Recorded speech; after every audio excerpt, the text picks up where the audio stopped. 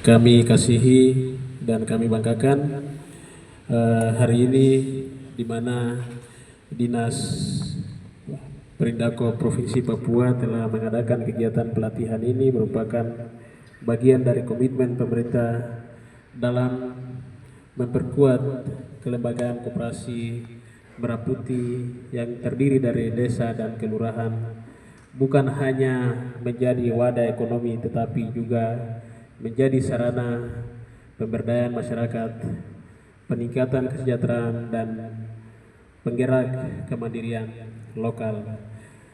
Hadirin yang kami hormati, melalui pelatihan hari ini kita akan mempelajari berbagai materi yang berguna untuk menunjang pelaksanaan tugas sebagai pengurus koperasi.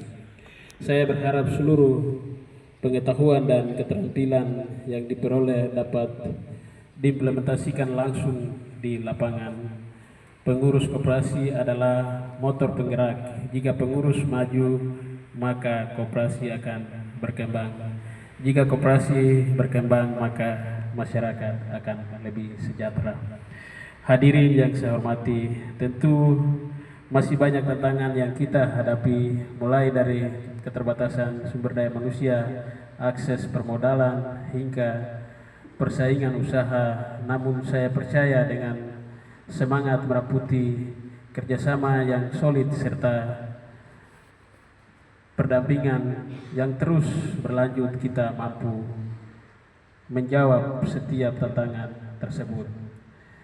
Saya mengajak seluruh pengurus untuk menjaga integritas dan transparansi dalam pengelolaan koperasi, membuka ruang partisipasi anggota secara aktif, mengembangkan usaha sesuai potensi lokal di masing-masing desa dan kelurahan, manfaatkan dukungan pemerintah dan lembaga terkait secara optimal. Sebelum saya akhiri sambutan ini, tentunya hari ini kenapa kita diundang kumpul di aula ini, karena kita akan dilatih. Karena koperasi desa ini adalah instruksi Presiden nomor 9 tahun 2025 dan setiap daerah wajib melaksanakan, begitu kira-kira. Nah, sehingga bagi Bapak Ibu yang menjadi pengurus koperasi di Kabupaten Yahukimo, kalau satu desa satu koperasi, maka kita ada 517 koperasi di sini, tambah satu kelurahan, berarti sudah ada 18. Belum lagi dengan koperasi yang lain di luar dari desa, yang sudah terdaftar di Perindako. Nah, jadi hari ini kegiatan pemerintah provinsi selenggarakan untuk lakukan pelatihan bagaimana kita berkoperasi yang baik. Nah, sehingga koperasi itu akan berkembang. Nah, tujuan daripada instruksi Presiden ini adalah untuk memperkuat ekonomi desa. Hari ini kita perkuat ekonomi desa, maka kesejahteraan itu akan dirasakan oleh masyarakat. Nah, pasti Bapak Ibu akan bertanya, ini sumber dananya dari mana? Betul tahu? Pasti bilang ini sumber dananya dari desa kah, dari Pemda kah? Jadi sumber dana dalam Inpres nomor 9 tadi ada dua sumber, yaitu dari APBN, anggaran pendapatan negara, dan dari APBD, anggaran pendapatan daerah. Dan dengan kehadiran koperasi ini juga para penggerak koperasi diberikan kemudahan, yaitu bisa kredit di bank, paling tinggi bisa 3 miliar. Nah, dan diberikan kemudahan juga untuk akses, tetapi diberikan kemudahan juga dalam bunga yang selama ini kalau yang paling rendah itu biasanya KUR. Nah, dan sekarang kalau dengan Inpres Presiden ini, instruksi Presiden ini, bagi anggota koperasi yang mau lakukan pinjaman di bank, diberikan kekhususan bisa 3-6%. Nah, itu bunga bank. Nah, sehingga ini peluang ekonomi terbuka. Tinggal bagaimana para penggemar atau penggerak koperasi ini mau sungguh-sungguh mengambil peluang ini. Nah, dan kemarin kami baru saja meresmikan apa namanya rumah kopi atau apa IKM bukan IKM-nya, IKM industri kecil menengah ya. Nah, sehingga ini sudah dia include. Kalau koperasinya ada di desa, maka koperasi itu akan ambil potensi alam yang ada di kampung, misalnya kopi atau sayur-sayuran. Masing-masing distrik punya potensi, saya yakin, atau buah merah apa. Nanti koperasi itu kalau dia berjalan baik, dia yang beli dan dia akan bawa ke kota, dia akan jual, sudah ada tempat pembelinya di sini. Nah, sehingga ini akan mempermudah siklus ekonomi atau produksi akan di kampung dan di sini konsumennya di mana tempat pembelinya sudah jelas begitu. Nah, sehingga semua akan include. Nah, jadi kami pemerintah juga siapkan pesawat subsidi kargo. Subsidi kargo ini sekarang ada di 10 titik.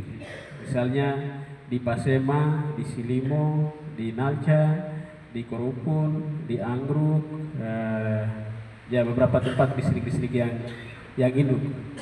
Nah, sehingga ini akses untuk kita bawa barang dari kota untuk sembako, koperasi bisa mengambil alih itu.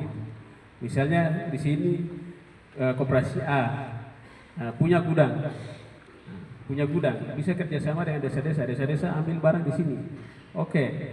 Tinggal bawa ke pesawat subsidi yang pemerintah siapkan, dan pesawat subsidi itu saya mau kasih tahu untuk kita semua hari ini bahwa itu 0%. Tahun depan kita akan tertibkan. Selama ini yang lihat di situ ada pungutan 5 juta, 10 juta, 8 juta, itu tidak ada sama sekali.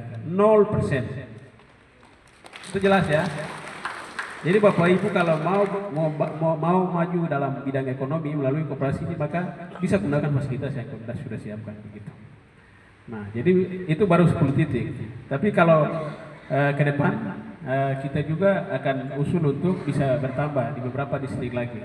Nah, dengan begitu kita bawa barang ke sana, kita jual sembako dengan harga yang terjangkau, masyarakat bisa beli dan berputaran ekonomi akan terjadi, siklus berputaran ekonomi ini akan lebih baik. Nah, dan akan menolong pertumbuhan ekonomi di tingkat kampung. Nah, sehingga ini yang perlu kita pahami. Nah, pasti dalam pelatihan banyak yang akan dilatih, tapi ini kita buka cakrawala anak-anak muda yang mau berkoperasi. Nah, begitu. Nah, lalu kita juga punya potensi kopi di beberapa tempat ini kita sudah lihat seperti di Pasema, di Korupun, dan di beberapa di Nalca yang sudah ada. Ini kita kembangkan dia baik, karena hari ini kopi ini menjadi salah satu pasar dunia. Dia sudah semakin mahal kopi, dan terutama kopi yang di wilayah gunung ini. Kemarin kami sudah sampaikan juga di acaranya Perindakop waktu kita resmikan, tapi perlu kami sampaikan juga hari ini bahwa sebenarnya kopi yang kita miliki, kopi Arabica ini, kopi nilai ekonomi yang sangat mahal. Jadi anak-anak muda bisa ambil alih itu. Kita sudah diberikan kemudahan di bank. Kalau kita tidak ada modal, kita pinjam saja dengan koperasi yang ada, kasih masuk, orang kasih pinjaman, modal itu akan putar dia. Tapi jangan sampai ambil pinjaman di bank, besok dana itu tidak jelas. Pulang begini, bagi-bagi, nah ini yang tidak boleh. Kalau orang di bank itu harus bertanggung jawab. Kita bisa pinjam, akan diberikan, tapi kita akan kembalikan. Nah, itu ada ketentuan yang akan bank akan berikan kepada para koperasi. Nah, itu hal yang berikut. Kemudian hal yang lain juga menyangkut dengan koperasi ini. Desa-desa tadi saya lihat teriak-teriak, kita punya dana desa akan dipotong ke koperasi, tapi sumber dananya tadi jelas. Jadi sampai sejauh ini kami belum dengar, pemerintah daerah belum dengar kalau dana desa akan dipotong untuk koperasi. Kalau instruksi itu akan turun dari pemerintah pusat, dari presiden, ya kami tidak tahu. Tapi sampai detik yang hari ini surat resmi kami belum terima. Tapi sumber anggaran tadi saya sudah sampaikan itu. Jadi desa jelas loh. Tidak jelas? Nah, itu sudah. Oke. Jadi itu yang mungkin kami bisa dapat sampaikan dalam kesempatan ini supaya kita pahami tentang koperasi ini. Dan selanjutnya kami juga terima kasih kepada hari ini kegiatan yang diselenggarakan. Ini sangat penting bagaimana memberdayakan masyarakat kita di Yahukimo dengan pelatihan-pelatihan materi yang akan diberikan, kiranya dapat menolong Bapak Ibu yang berkoperasi di kabupaten ini, karena dengan kita diberikan dengan pengetahuan dasar yang baik, maka kami pastikan, kami yakin bahwa ke depan ada anak-anak Yahukimo yang bisa mampu mengelola ekonomi di kabupaten ini dengan baik, bisa mengambil alih di bidang ekonomi ini, maka kita 5-10 tahun ke depan berdiri di kaki kita sendiri. Politik itu ada masanya, pemerintahan ada masa pensiunnya. Tapi kalau kita menjadi pengusaha, kita akan memberikan warisan kepada anak kita, kepada cucu kita, dan seterusnya. Karena itu kita bosnya sendiri, begitu. Jadi kalau filosofi orang bisnis itu begini, meskipun usaha sekecil apapun, bosnya saya, begitu. Jadi anak-anak Papua harus punya prinsip itu. Kita punya usaha sekecil apapun, yang penting bosnya saya. Artinya bahwa saya yang bisa kerjakan orang, ya kan? Saya yang kerjakan orang, dan saya yang mendapatkan hasil, begitu. Jadi jangan kita menjadi pekerja, tetapi kita yang mengerjakan orang. Harus punya prinsip ini. Itu baru bisa maju.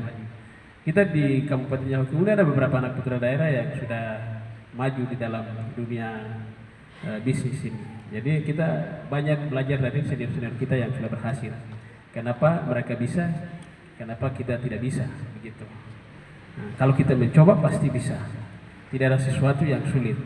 Sepanjang kalau kita tidak mencoba, itu baru sulit. Tapi kalau kita mencoba tapi gagal, mencoba lagi, gagal, mencoba lagi dan mencoba lagi, pasti kita akan sukses. Demikian, Tuhan Yesus memberkati kita. Kiranya kegiatan hari ini bisa dapat berjalan di dalam penyertaan Tuhan, dan secara resmi kami atas nama pemerintah daerah Kabupaten Yahukimo membuka kegiatan pelatihan bagi para pemerhati koperasi di Kabupaten Yahukimo.